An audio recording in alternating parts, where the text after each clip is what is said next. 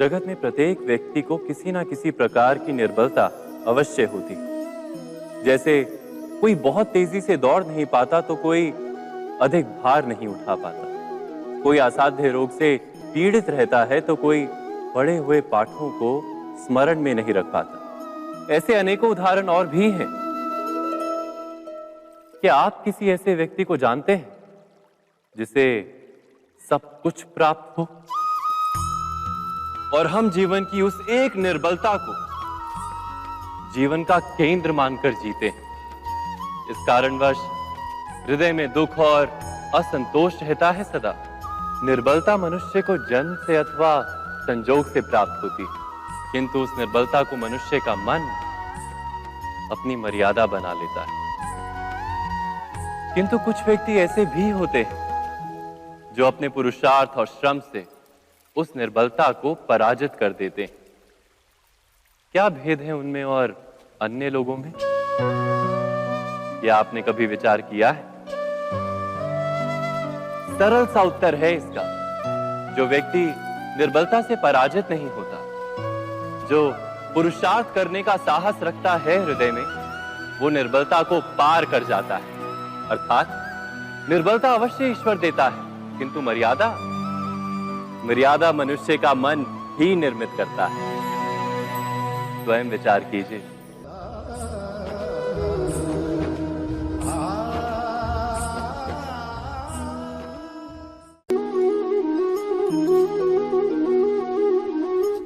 भविष्य का दूसरा नाम है संघर्ष। हृदय में आज इच्छा होती है और यदि पूर्ण नहीं हो पाती तो हृदय भविष्य की योजना बनाता है। भविष्य में इच्छा पूर्ण होगी ऐसी कल्पना करता रहता है, किंतु जीवन ना तो भविष्य में है ना अतीत में। जीवन तो इस क्षण का नाम, अर्थात इस क्षण का अनुभव ही जीवन का अनुभव। पर हम ये जानते हुए भी इतना सा सत्य समझ नहीं पाते।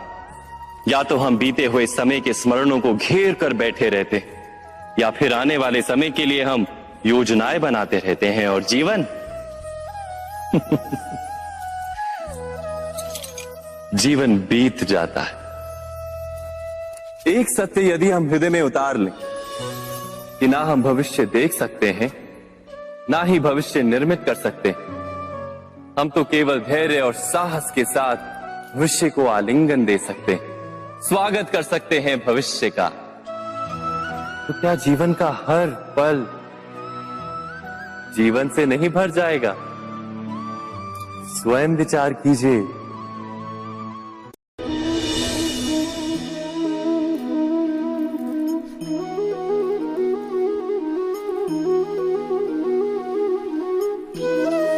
ज्ञान प्राप्ति सदा ही समर्पण से होती है, ये हम सब जानते हैं। किंतु समर्पण का वास्तविक महत्व क्या है? क्या हमने कभी विचार किया? मनुष्य का मन सदा ही ज्ञान प्राप्ति में विभिन्न बाधाओं को उत्पन्न करता है। कभी किसी अन्य विद्यार्थी से ईर्ष्या हो जाती है, कभी पढ़ाए हुए पाठों पर संदेह जन्मता है, और कभी गुरु द्वारा दिया गया दंड मन को अहंकार से भर देता है। नहीं, क्या ऐसा नहीं होता? न जाने कैसे कैसे विचार मन को भटकाते हैं, और मन की इसी अयोग्य स्थिति के कारण हम ज्ञान प्राप्त नहीं कर पाते। मन की योग्य स्थिति केवल समर्पण से निर्मित होती है। समर्पण मनुष्य के अहंकार का नाश करता है। ईर्ष्या, महत्वाकांक्षा आदि भावनाओं को दूर कर हृदय को शांत करता है और मन को एकाग्र करता है। वास्तव में ईश्वर की सृष्टि में ना ज्ञान की मर्यादा है, ना ज्ञानियों की। गुरु दत्तात्रेय ने तो गाय और श्वान से भी ज्ञान प्राप्त कर लिया था।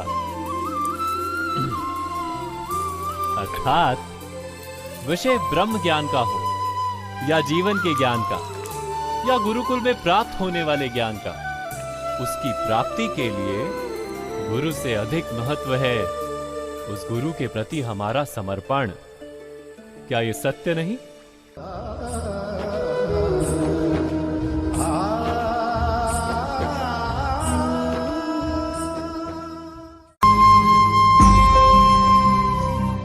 प्रत्येक मनुष्य के जीवन में ऐसा क्षण अवश्य आता है जब सारे स्वप्न, सारी आशाएं, सारे दृश्य ध्वस्त हो जाते हैं। जीवन के सारे आयोजन ही बिखर जाते हैं। एक और धर्म होता है और दूसरी ओर सुख। इसी को धर्म संकट कहते हैं। जब धर्म का वहन ही संकट हो और धर्म का त्याग ही सुख हो। विचार कीजिए, कभी किसी स्वजन के विरुद्ध सत्य बोलने का अवसर प्राप्त हो जाता है, कभी ठीक दरिद्रता के समय सरलता से चोरी करने का मार्ग प्राप्त हो जाता है, कभी किसी शक्तिशाली राजनेता या राजा के कर्मचारी का अधर्म प्रकट हो जाता है। सबके जीवन में ऐसी घटना बनती ही रहती है। अधिकतर लोग ऐसे किसी क्षण को धर्म संकट के रूप में जान ही नहीं पाते। हमें किसी प्रकार के संघर्ष का अनुभव ही नहीं होता। सहजता से सुख की ओर खींचे चले जाते हैं, जैसे मक्खी गुड़ की ओर खींची चली जाती।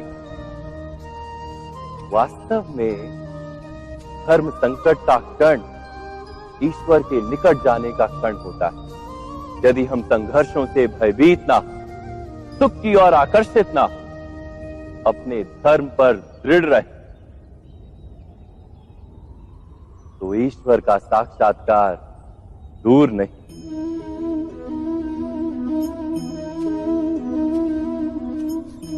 पवन से युद्ध करने वाला पत्ता यदि पेड़ से गिरता है तो भी आकाश की ओर उठता है।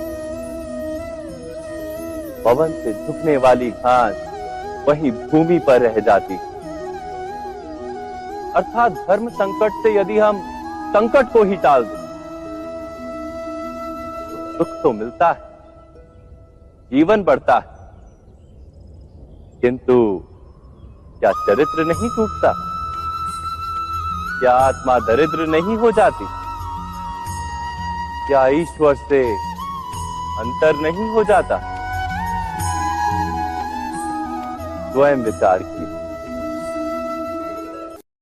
दो व्यक्ति जब निकट आते हैं तो एक दूसरे के लिए सीमाएं और मर्यादाएं निर्मित करने का प्रयत्न अवश्य करते हैं। हम यदि सारे संबंधों पर विचार करें तो देखेंगे कि इन सारे संबंधों का आधार यही सीमाएं हैं जो हम दूसरों के लिए निर्मित करते हैं। और यदि अनजाने में भी कोई अन्य व्यक्ति इन सीमाओं को तोड़ता है तो उसी क्षण हमारा हृदय क्रोध से भर जाता है। इन सीमाओं का वास्तविक रूप क्या है? क्या हमने कभी विचार किया? सीमाओं के द्वारा हम दूसरे व्यक्ति को निर्णय करने की अनुमति नहीं देते। अपना निर्णय उस व्यक्ति पर थोपते, अर्थात किसी की स्वतंत्रता का अस्वीकार करते हैं हम। और जब स्वतंत्रता का अस्वीकार किया जाता है तो उसका हृदय दुख से भर जाता है।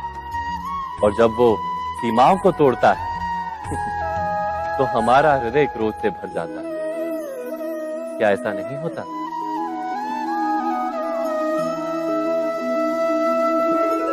पर यदि एक दूसरे की स्वतंत्रता का सम्मान किया जाए तो किसी मर्यादाओं या सीमाओं की आवश्यकता ही नहीं होती।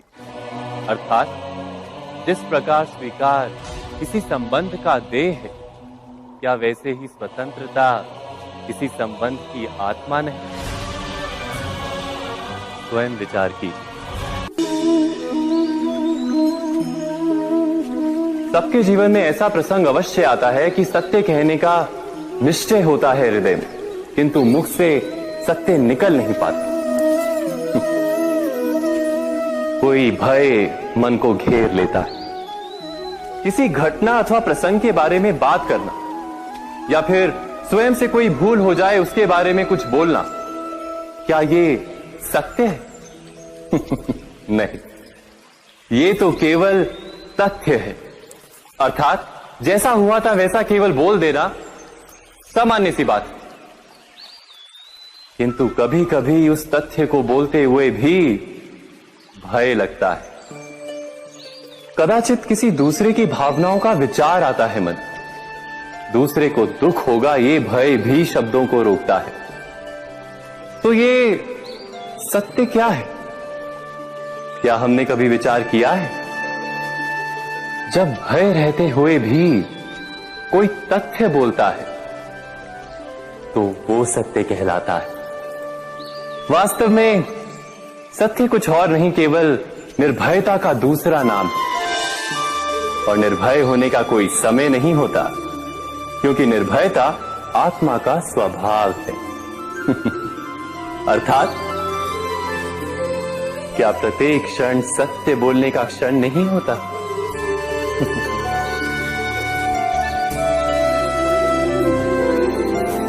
स्वयं विचार कीजिए।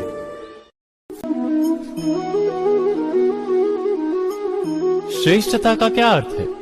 श्रेष्ठता का अर्थ है दूसरों से अधिक ज्ञान प्राप्त करना। अर्थात मूल्य इस बात का नहीं कि स्वयं कितना ज्ञान प्राप्त किया, मूल्य इस बात का है कि प्राप्त किया हुआ ज्ञान अन्य लोगों से कितना अधिक है। अर्थात श्रेष्ठता की इच्छा ज्ञान प्राप्ति को भी एक स्पर्धा बना देती है। और स्पर्धा में विजय अंतिम कब होती है?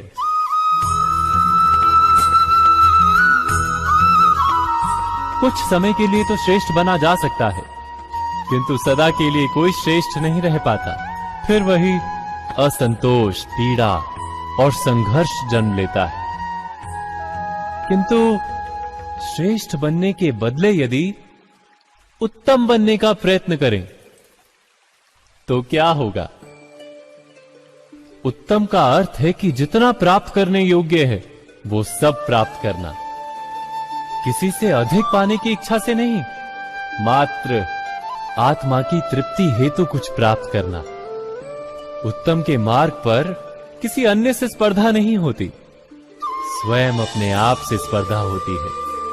अर्थात उत्तम बनने का प्रयत्न करने वाले को देर अबेर सारा ज्ञान प्राप्त हो जाता है, बिना प्रयत्न के ही वो श्रेष्ठ बन जाता है।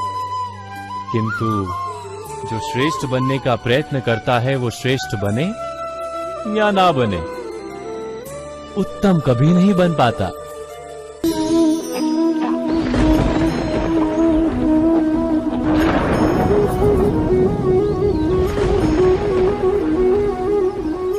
सपनों और पूर्वाभासों के आधार पर हम भविष्य के सुख दुख की कल्पना करते हैं। भविष्य के दुख का कारण दूर करने के लिए हम आज योजना बनाते हैं। किंतु कल के संकट को आज निर्मूल करने से हमें लाभ मिलता है या हानि पहुंचती है, ये प्रश्न हम कभी नहीं करते। सत्य तो ये है कि संकट और उसका निवारण साथ जन से, व्यक्ति के लिए भी और सृष्टि के लिए भी। नहीं, आप अपने भूतकाल का स्मरण कीजिए, इतिहास को देखिए, आप तुरंत ही ये जान पाएंगे कि जब जब संकट आता है तब तब उसका निवारण करने वाली शक्ति भी जन्म लेती है। यही तो जगत का चलन है। वस्तुतः संकट ही शक्ति के जन्म का कारण है। प्रत्येक व्यक्ति जब संकट से निकलता है तो एक पद आगे बढ़ा होता है, अधिक चमकता है, आत्मविश्वास से अधिक भरा होता है, न केवल अपने लिए अपितु विश्व के लिए भी। क्या ये सत्य नहीं? वास्तव में संकट का जन्म है एक अवसर का जन्म, अपने आप को बदलने का, अपने विचारों को ऊंचाई पर करने का अवसर, अपनी आत्मा को बलवान और ज्ञान मंडित बनाने का अवसर। जो ये कर पाता है उसे कोई संकट नहीं होता, किंतु जो ये नहीं कर पाता वो तो स्वयं एक संकट है विश्व के लिए। विचार कीजिए।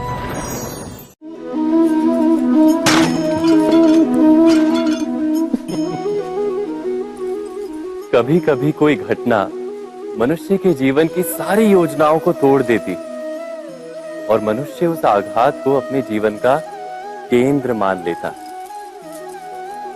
पर क्या भविष्य मनुष्य की योजनाओं के आधार पर निर्मित होते हैं? नहीं। जिस प्रकार किसी ऊंचे पर्वत पर सर्वप्रथम चढ़ने वाला उस पर्वत की तलाई में बैठकर जो योजना बनाता है, क्या वही योजना उसे उस पर्वत की चोटी तक पहुंचाती है? नहीं। वास्तव में वो जैसे जैसे ऊपर चढ़ता है वैसे वैसे उसे नई नई चुनौतियां, नई नई विडंबनाएं, नए नए अवरोध मिलते हैं। प्रत्येक पद पर वो अपने अगले पद का निर्णय करता है। प्रत्येक पद पर उसे अपनी योजनाओं को बदलना पड़ता है। कहीं पुरानी योजना उसे खाई में ना ढकेल दे। वो पर्वत को अपने योग्य नहीं बना पाता, केवल स्वयं को पर्वत के योग्य बना सकता है। क्या जीवन के साथ भी ऐसा ही नहीं? जब मनुष्य जीवन में किसी एक चुनौती को, एक अवरोध को अपने जीवन का केंद्र मान लेता है, अपने जीवन की गति को ही रोक देता है, तो वो अपने जीवन में सफल नहीं बन पाता और ना ही सुख और शांति प्राप्त कर पाता। अर्थात जीवन को अपने योग्य बनाने के बदले स्वयं अपने को जीवन के योग्य बनाना ही सफलता और सुख का एकमात्र मार्ग नहीं। स्वयं विचार कीजिए।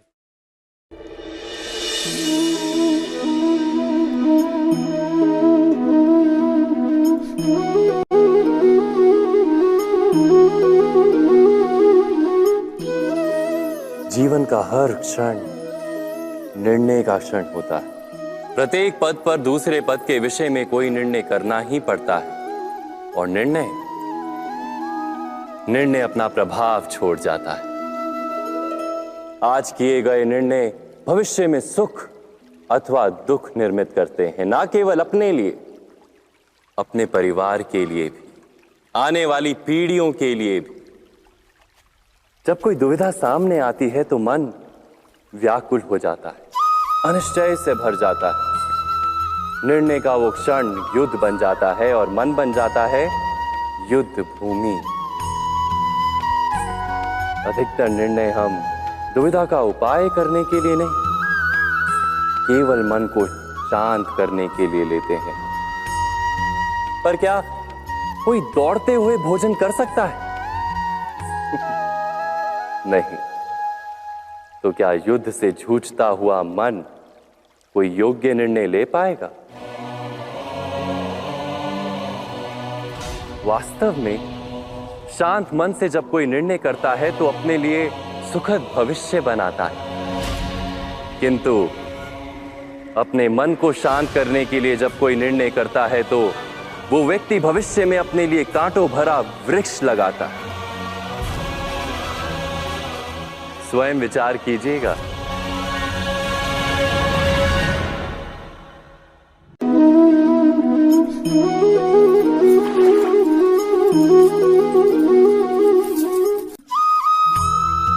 जीवन में आने वाले संघर्षों के लिए जब मनुष्य स्वयं को योग्य नहीं मानता, जब उसे अपने ही बल पर विश्वास नहीं रहता, तब वो सद्गुणों को त्याग कर दुर्गुणों को अपनाता है।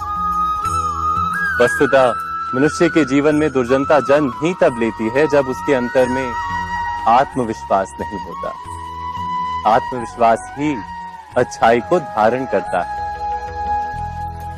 ये आत्मविश्वास है क्या?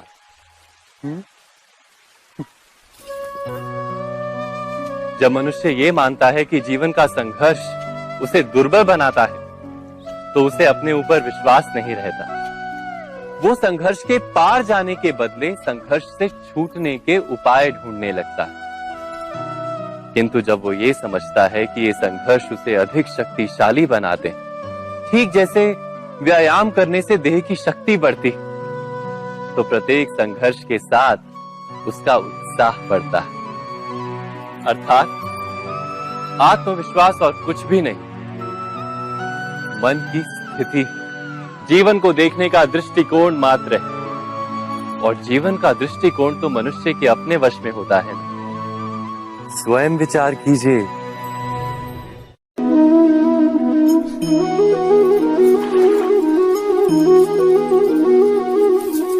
पिता सदा ही अपने संतान के सुख की कामना करते हैं, उनके भविष्य की चिंता करते रहते हैं। इसी कारणवश सदा ही अपने संतानों के भविष्य का मार्ग स्वयं निश्चित करने का प्रयत्न करते रहते हैं। जिस मार्ग पर पिता स्वयं चला है, जिस मार्ग के कंकर पत्थर को स्वयं देखा है, मार्ग की छाया, मार्ग की धूप को स्वयं जाना है, उसी मार्ग पर उसका पुत्र भी चले, यही इच्छा रहती है हर पिता की। निस्संदेह उत्तम भावना है ये, किंतु 3 प्रश्नों के ऊपर विचार करना हम भूल ही जाते हैं। कौन से प्रश्न? प्रथम प्रश्न, क्या समय के साथ प्रत्येक मार्ग बदल नहीं जाते? क्या समय सदा ही नई चुनौतियों को लेकर नहीं आता? तो फिर बीते हुए समय के अनुभव नई पीढ़ी को किस प्रकार लाभ दे सकते हैं? दूसरा प्रश्न, क्या प्रत्येक संतान अपने माता पिता की छवि होता है? हाँ, संतानों को संस्कार तो अवश्य माता पिता देते हैं, किंतु भीतर की क्षमता तो ईश्वर देते हैं। तो जिस मार्ग पर पिता को सफलता मिली है, विश्वास है कि उसी मार्ग पर उसकी संतानों को भी सफलता और सुख प्राप्त होगा। तीसरा प्रश्न, क्या जीवन के संघर्ष और चुनौतियां लाभकारी नहीं होती? क्या प्रत्येक नया प्रश्न एक नए उत्तर का द्वार नहीं खोलता? तो फिर संतानों को नए नए प्रश्नों, संघर्षों और चुनौतियों से दूर रखना, ये उनके लिए लाभ करना कहलाएगा या हानि पहुंचाना? अर्थात जिस प्रकार संतान के भविष्य का निर्माण करने के बदले उसके चरित्र का निर्माण करना श्रेष्ठ है, वैसे ही संतानों के जीवन का मार्ग निश्चित करने के बदले उन्हें नए संघर्षों के साथ जूझने के लिए मनोबल व ज्ञान देना अधिक लाभदायक नहीं होगा? स्वयं विचार कीजिए। मनुष्य की सबसे बड़ी दुर्बलता क्या होती है? सोचिए। धन, प्रेम, अहंकार। मनुष्य की सबसे बड़ी दुर्बलता होती है उसके रहस्य। चाहे आप कितने भी शक्तिशाली क्यों ना हो, कितने भी प्रबल क्यों ना हो, परंतु उसके रहस्य उसके नाश की चाबी होती है। इसलिए यदि प्रबल रहना है, शक्तिशाली रहना है, समर्थ रहना है, तो अपने रहस्य को किसी को भी ना बताएं, ना मित्र को और ना ही शत्रु को, क्योंकि समय पड़ने पर कब कौन शत्रु हो जाए ऐसा कहना संभव नहीं।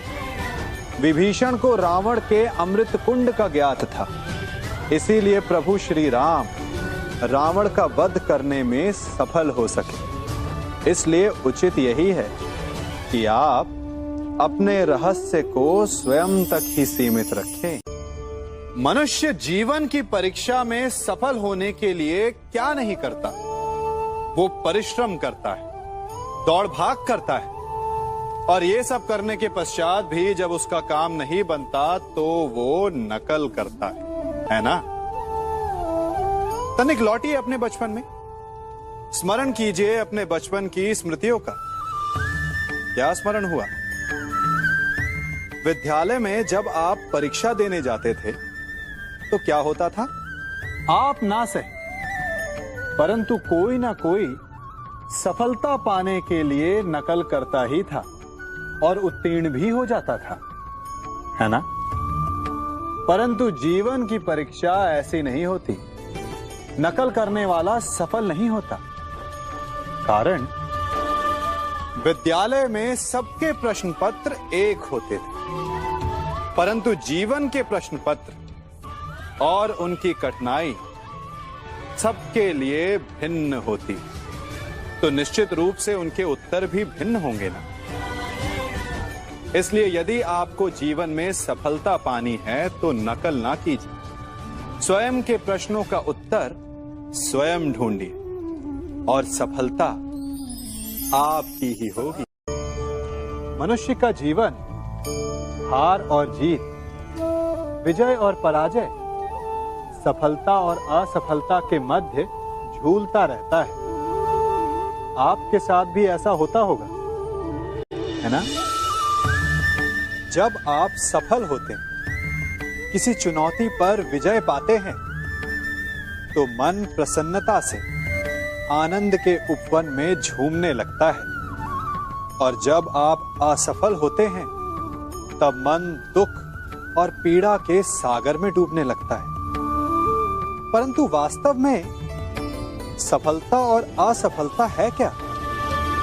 तनिक ध्यान से सोचिए। ये केवल हमारी मनोस्थिति मात्र है। हमारी पराजय तब नहीं होती जब हमारा शत्रु विजय प्राप्त कर ले। हमारी पराजय तब होती है जब हम पराजय स्वीकार कर लें। हम असफल तब नहीं होते जब हम लक्ष्य ना पा सके। हम असफल तब होते हैं जब हम प्रयास करना बंद कर दें। इसलिए प्रयास करते रहें और हार ना माने, क्योंकि जिस दिन आप हार स्वीकारना बंद कर देंगे, जीत आपके चरणों में होगी।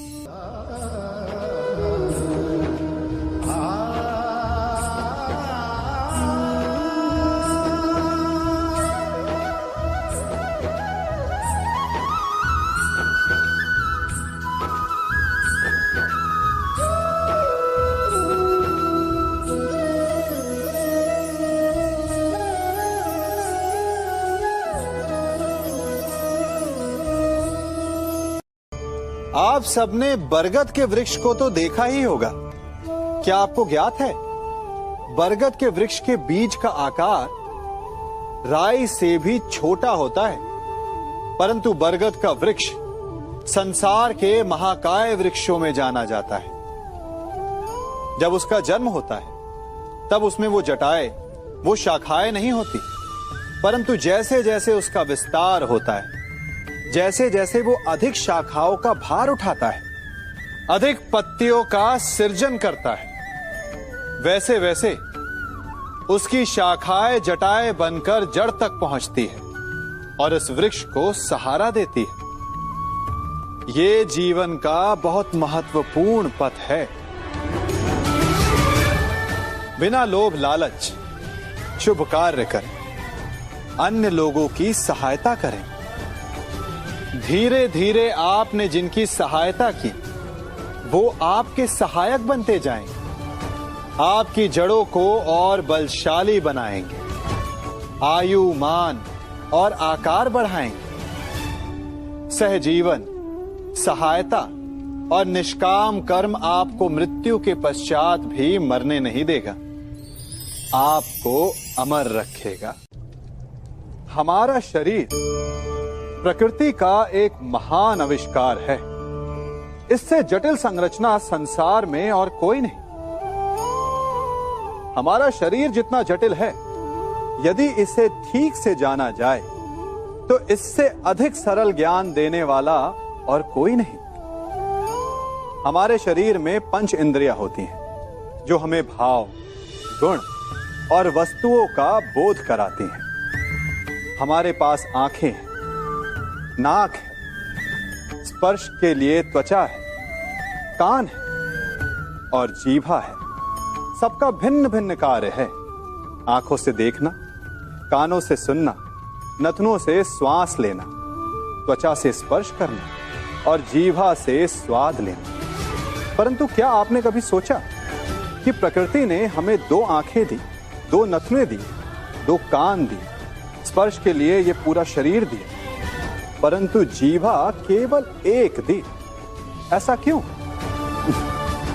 क्योंकि प्रकृति चाहती है कि हम देखें अधिक, सुने अधिक और ज्ञान अधिक अर्जित करें, बोले कम। क्योंकि अधिक वाचाल नाश को निमंत्रण देता है। स्मरण रखिएगा।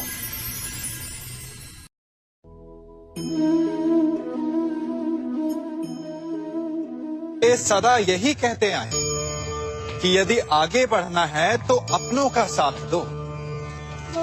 सत्य कहते हैं, अपनों का साथ देना ही चाहिए।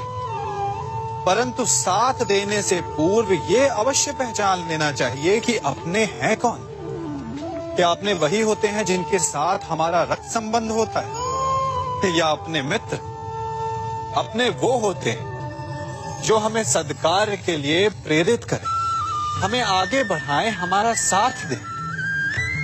और वो जिनका साथ देने से समाज का नाश, धर्म की हानि हो, वो सगे हो करके भी सगे नहीं होते। इसलिए जब अपनों की परिभाषा का चुनाव करें तो उन्हें अपना माने जो आपका साथ दे, उन्हें नहीं जो हमें अज्ञान के मार्ग पर ले जाएं।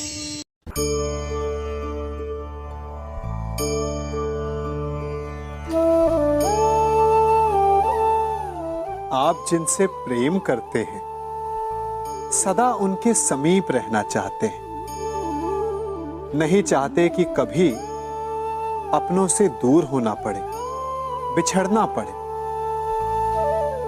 परंतु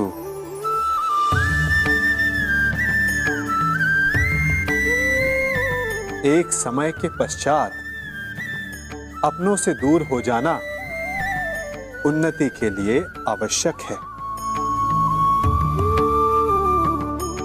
आप माता पिता हैं ना, यदि आप अपनी संतान के जीवन के हर पग पर उनका मार्गदर्शन करते रहेंगे तो आपकी संतान स्वयं मार्ग चुनना कैसे सीखेगी, मार्ग के कांटों से स्वयं को बचाना कैसे सीखेगी। इसीलिए एक समय के पश्चात अपनों से बनाई गई दूरी सदा लाभदायक रहती है। आज मैं आप सबको एक कथा सुनाता हूं। एक दिन प्रातः एक व्यापारी अपने घर से निकला। घर से निकलते ही एक बिल्ली ने उस व्यापारी का मार्ग काट दिया। व्यापारी घबरा गया, वो फिर से घर लौट गया और शुभ घड़ी की प्रतीक्षा करने लगा।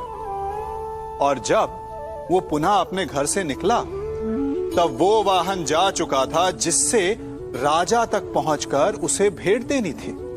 राजा को भेंट नहीं मिली, राजा क्रोधित हो गए। राजा ने उस व्यापारी का व्यापार बंद करवा दिया। इस कारण व्यापारी क्रोधित होकर घर पर अपनी पत्नी से लड़ बैठा। पत्नी अपने बच्चों समेत मैके वापस चली गई और उस व्यापारी के जीवन में यदि कुछ रह गया था तो केवल अंधकार। और इन सब का कारण वो उस बिल्ली को मानता रहा जिसने उसका मार्ग काटा था। ऐसा ही एक दूसरा व्यापारी राजा को भेंट देने निकला और उस व्यापारी का मार्ग भी एक बिल्ली ने काट दिया। वो व्यापारी तनिक घबराया, परंतु उसने आगे बढ़ना अधिक उचित समझा। राजा तक वो समय पर पहुंचा। उसने राजा को भेंट दी। राजा प्रसन्न हुए और राजा ने व्यापारी को अपना व्यापार बढ़ाने की अनुमति दी, स्वर्ण आभूषण दी। जब व्यापारी घर पर पहुंचा तो पत्नी को आभूषण और अपने बच्चों को देने के लिए वस्त्र थे उसके पास। हर ओर प्रसन्नता थी। समझ रहे हैं ना, दोनों के साथ एक ही प्रकार की घटना हुई, परंतु दोनों की प्रतिक्रिया भिन्न थी। ऐसा ही हमारा जीवन भी है।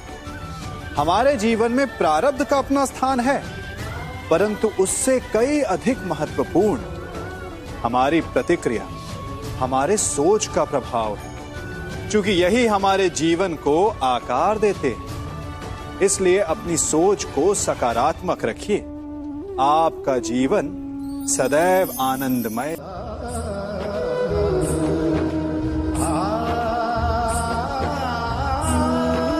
हम सभी अपने जीवन में कोई ना कोई कार्य करते हैं। कार्य करते हैं तो थकान की अनुभूति होती है, और यदि थकान ना उतरे तो कार्य करने का मन नहीं करता। हम आशा करते हैं कि कदाचित एक दिन में 24 के स्थान पर 26 घंटे होते तो आराम करने के लिए हमें और अधिक समय मिल जाता। हमें ऐसा अनुभव होता है कि हम बहुत अधिक कार्य कर रहे हैं, है ना? परंतु क्या आपने कभी सोचा है कि जो लोग संसार में सफल हैं, उनके पास भी सफल होने के लिए दिन में केवल 24 घंटे थे। तो फिर वो सफल क्यों हैं? इसका एक छोटा सा रहस्य है। वो कार्य चुनते हैं जो उन्हें प्रिय है, जिसे करने में उन्हें आनंद आता है। उन्हें लगता ही नहीं कि वो कार्य कर रहे हैं, उन्हें लगता है कि वो प्रतिपल आनंद मना रहे हैं। और जब आप आनंद मनाते हैं तो थकान कैसी? इसलिए यदि आप जीवन में कोई भी कार्य करें तो वो आपके मन को भाना चाहिए, या जो कार्य आप कर रहे हैं उसे अपने मन को भा देने दो। सफलता आपको मिलेगी। कभी सोचा है हमारा जीवन भी उस रेत की घड़ी की भांति है? जो रेत नीचे गिर चुकी है वो हमारा अतीत है, जो अब भी ऊपर है वो हमारा आने वाला भविष्य है, और वर्तमान ये संकुचित स्थल है जहां से धीरे धीरे करके रेत गिर रही है। अर्थात हमारे पास जीने के लिए यही एक क्षण है। उसका उपयोग कैसे करना है ये हम पर निर्भर करता है। जो बीत गया उसका दुख मनाना है, या जो भविष्य में होने वाला है उसकी प्रतीक्षा में क्रोध करना है। सब कुछ करने के लिए यही एक क्षण है। प्रसन्न रहना है तो उसके लिए भी यही एक पल है। प्रतीक्षा करते रहोगे तो ये पल भी भूतकाल में बदल जाएगा। इसलिए आनंद के लिए, परोपकार के लिए प्रतीक्षा ना कीजिए। आपके पास जो पल है उनका भरपूर सदुपयोग कीजिए, क्योंकि इस घड़ी को पलटकर आप फिर से समय अवश्य गिन सकते हैं, परंतु अपना बीता हुआ समय आप वापस नहीं लौटा पाएंगे।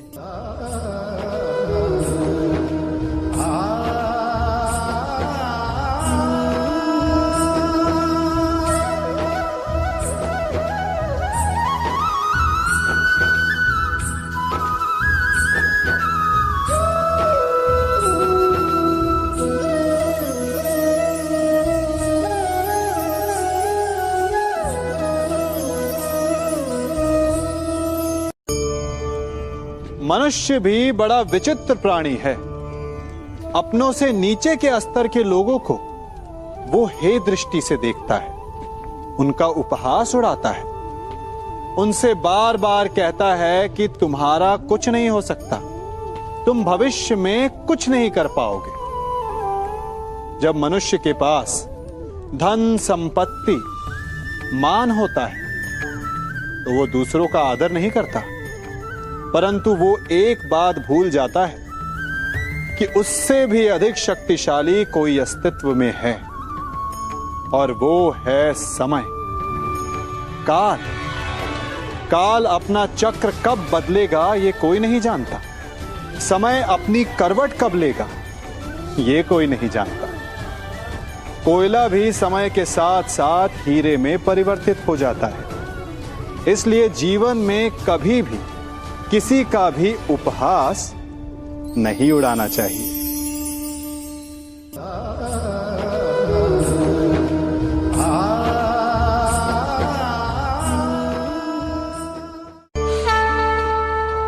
गर्व,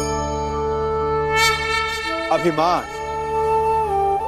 और अहंकार, ये तीनों सुनने में एक जैसे लगते हैं, परंतु तीनों का अर्थ भिन्न होता है और परिणाम भी। तीनों का आरंभ प्रेम से होता है। स्वयं से प्रेम, परिश्रम हमारे मन में गर्व को जन्म देता है और सफलता अभिमान जगाती है। यहां तक ठीक है, परंतु जब ये भावना अहंकार बन जाती है तब वो समस्या बन जाती है, क्योंकि सबसे बुरा अंत अहंकारी का ही होता है। परंतु मनुष्य के लिए पहेली यही है कि पहचाना कैसे जाए कि अहंकार जग गया है और उसका दमन आवश्यक है। इसका उत्तर मैं नहीं, आपका मन देगा।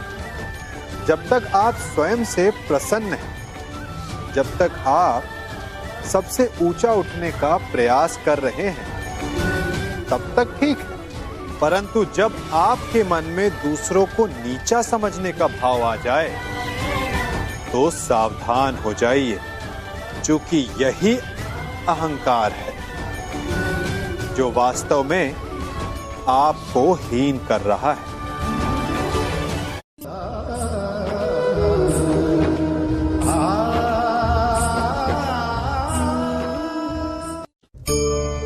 आज मैं आप सबको एक कहानी सुनाता हूं। एक दिन गोकुल में दो व्यापारी आए।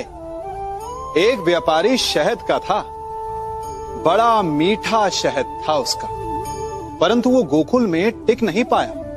उसके व्यापार ने घाटा खाया और शीघ्र ही वो गोकुल छोड़कर चला गया। और दूसरा व्यापारी मिर्च का था। पहले दिन वो एक पोटली लाया और दूसरे ही दिन वो पूरी बैलगाड़ी भर कर लाया और धीरे धीरे पूरी मथुरा में उसकी धाक जम गई। मुझे बड़ा आश्चर्य हुआ, तो मैंने बाबा से पूछा कि ऐसा क्यों कि एक मीठे शहद का व्यापारी कंगाल हो गया और एक मिर्च का व्यापारी धीरे धीरे नगर सेठ बन गया।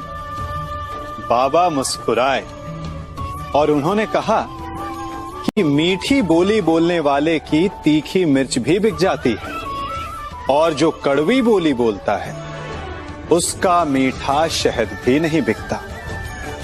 वाह, कितने उत्तम विचार हैं उनके, और उचित ही है। मनुष्य अपने जीवन में सदैव अपने वचनों से उठता है और अपने वचनों से ही गिरता है। इसलिए अपने जीवन में सदैव मीठी बोली बोलने का प्रयास कीजिए, आपका जीवन सरल हो जाएगा। मनुष्य की सबसे बड़ी दुर्बलता क्या होती है? सोचिए। धन, प्रेम, अहंकार। मनुष्य की सबसे बड़ी दुर्बलता होती है उसके रहस्य। चाहे आप कितने भी शक्तिशाली क्यों ना हो, कितने भी प्रबल क्यों ना हो, परंतु उसके रहस्य उसके नाश की चाबी होती है। इसलिए यदि प्रबल रहना है, शक्तिशाली रहना है, समर्थ रहना है, तो अपने रहस्य को किसी को भी ना बताएं, ना मित्र को और ना ही शत्रु को, क्योंकि समय पड़ने पर कब कौन शत्रु हो जाए ऐसा कहना संभव नहीं। विभीषण को रावण के अमृत कुंड का ज्ञात था, इसीलिए प्रभु श्री राम रावण का वध करने में सफल हो सके। इसलिए उचित यही है कि आप अपने रहस्य को स्वयं तक ही सीमित रखें।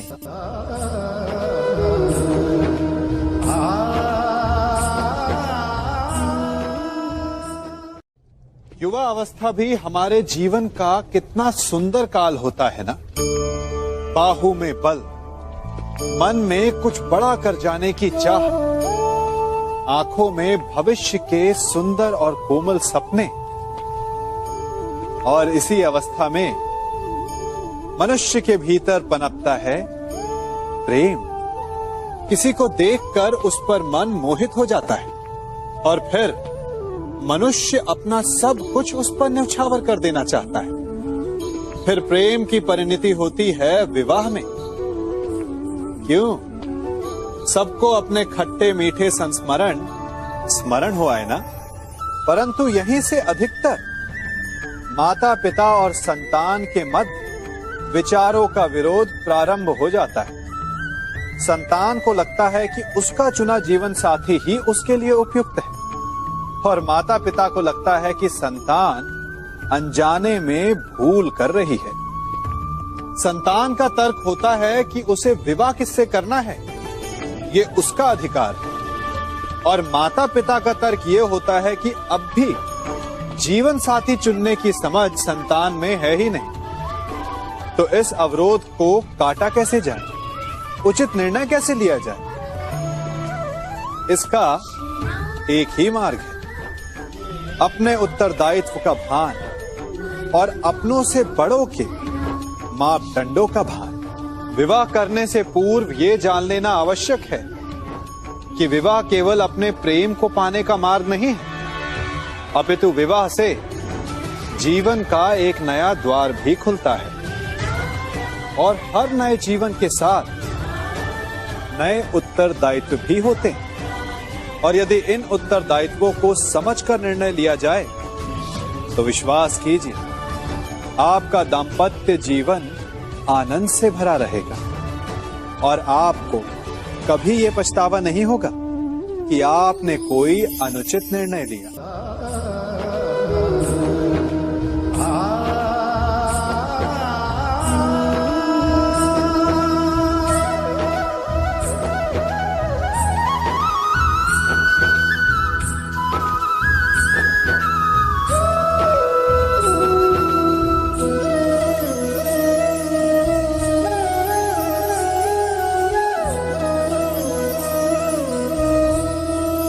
जब सागर का जल वाष्प बनकर उड़ता है तब वो हमें दिखाई नहीं देता।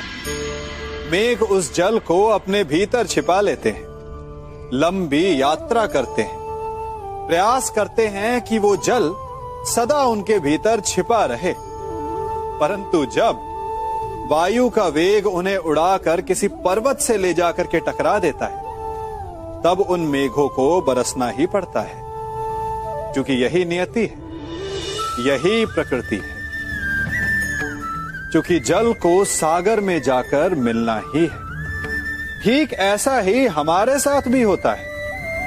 हम सत्य को अपने मन के मेघों में चाहे जितना छिपाने का प्रयास कर लें, परंतु समय की आंधी उसे वास्तविकता के पर्वत से ले जाकर के टकराकर हमारे समक्ष ले ही आती है। जिस भय के कारण आप सत्य को सामने नहीं लेकर आना चाहते, एक दिन वही भय हमारे समक्ष आकर खड़ा हो जाता है, और फिर हम लाचार हो जाते हैं, क्योंकि हमने उस भय का सामना करने की तैयारी नहीं की होती।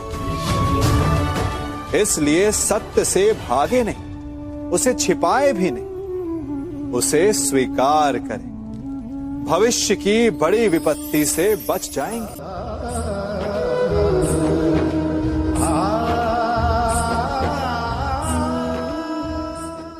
कभी कभी आप सबके जीवन में एक ऐसी विचित्र समस्या अवश्य आती है कि शक्तिशाली के समक्ष मौन हो जाओ। उस शक्तिशाली से विवाद करने से बचने के लिए आप मौन रह जाते। मानता हूं, ऐसा करने से आप एक विवाद से बच जाते, एक संघर्ष से बच जाते, परंतु ऐसा बचाव एक बड़े संघर्ष को जन्म दे देता है। कैसे? हमारा मौन रहना अनजाने में उसका समर्थन बन जाता है, और वो स्वयं को अधिक शक्तिशाली अनुभव करता है, और यहां से हमारा दमन प्रारंभ हो जाता है।